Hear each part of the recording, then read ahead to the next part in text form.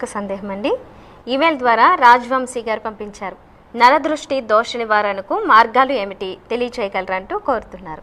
నరదృష్టి నివారణకు మార్గాలు.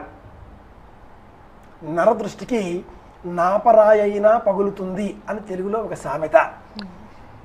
బండ కూడా పటేలుమని పగిలిపోతుందట మానవుడి కంటి దృష్టికి.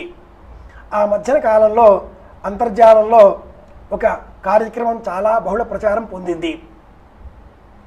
ఒక గ్లాసులో నీరు తదేక దీక్షతో మనం చూస్తే ఆ నీటి బిందువులలో వచ్చే మార్పులు, దైవధ్యానం చేసి ఆ నీటి బిందువును చూస్తే వచ్చేటటువంటి మార్పులు, దైవధ్యానంతో చూసినటువంటి చూపులో ఆ నీటి బిందువు సక్రమంగా ఏర్పడగా మార్పులు, తదేక దృష్టితో కాంక్షతో చూచేటటువంటి ఆ చూపులో వక్రకోణాలు కనిపించాయి.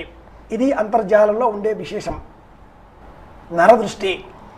ఇల్లు కట్టుకున్నాం, ఈ ఇంటికి నరదృష్టి ఉంది. 10 మంది చూశారు, ఓ ఏం కట్టాడో అని చూస్తారు. తెల్లని వస్త్రములు ఎవరైనా వేసుకున్నారు, ఓ ఏం వేశాడో అన్నారు, మరక పడుతుంది. ఇలాగా చూచేవారి దృష్టి నరదృష్టి ఇలా ఉంటుంది అని చెప్పడానికి పెద్ద ఉదాహరణ ఇదే. మరక, చినుగు, కూలిపోవడం.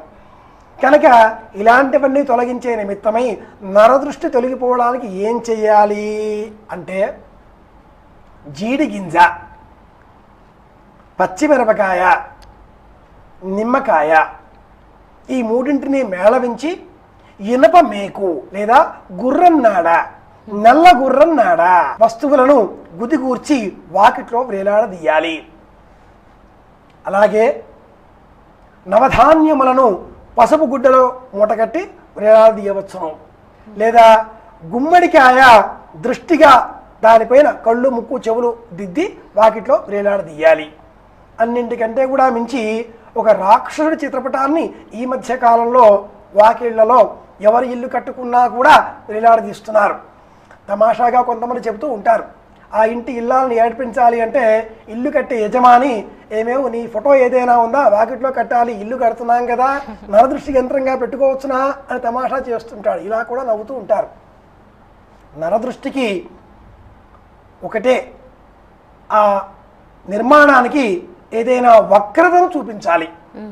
చాలా అందమైన అమ్మాయిని ఇంకా అందంగా కనిపించాలి అంటే ఏం చేయాలి అంటే ఆ అమ్మాయి పక్కన కాస్త కురూపిగా ఉండే అమ్మాయిని ఏర్పాటు చేస్తారు. సినిమాలలో కథానాయి పక్కన ఉండేటటువంటి ఇతర కథానాయికలు, ఉపకథానాయికలు లేదా ఇతర పాత్ర ధరించిన వాళ్ళంతా కూడా అంతగా మేలిమి వర్ణం కాని దుస్తులు కట్టుకొని అద్దాలు పెట్టుకొని కాస్త తక్కువగా కనిపిస్తారు. కథానాయిక అందాన్ని ఇంకా ఎక్కువగా చూపిస్తారు. అలాగే ఇంటిపైన నరదృష్టి లేకుండా ఉండాలి అంటే వాళ్ళ దృష్టిని ఆకర్షించే విధంగా కురూపమైనటువంటి దాన్ని బయట వేలాడ చేయాలి. అలాగే తంత్రం అంటే మట్టుకు జీడి గింజ, పచ్చిమిరపకాయ, నిమ్మకాయ, ఇనుప మేకు లేదా గుర్రపు నాడ వీటిని గుదిగుచ్చి వాకిట్లో వేలాడదీయవచ్చును. లేదా నవధాన్యములను మూటగట్టి వేలాడదీయాలి. లేదా గుమ్మడికాయ, బూడిది గుమ్మడికాయ, ఇది దృష్టికి తప్ప ఇంకెందుకు పనికిరాదు అంటారు. రాక్షస స్వరూపం అది. కాబట్టి బూడిద గుమ్మడికాయను వాకిట్లో వేలాడదీయాలి. లేదా రాక్షసుడి ముఖాన్ని వేలాడదీయాలి. సులభంగా ఇవి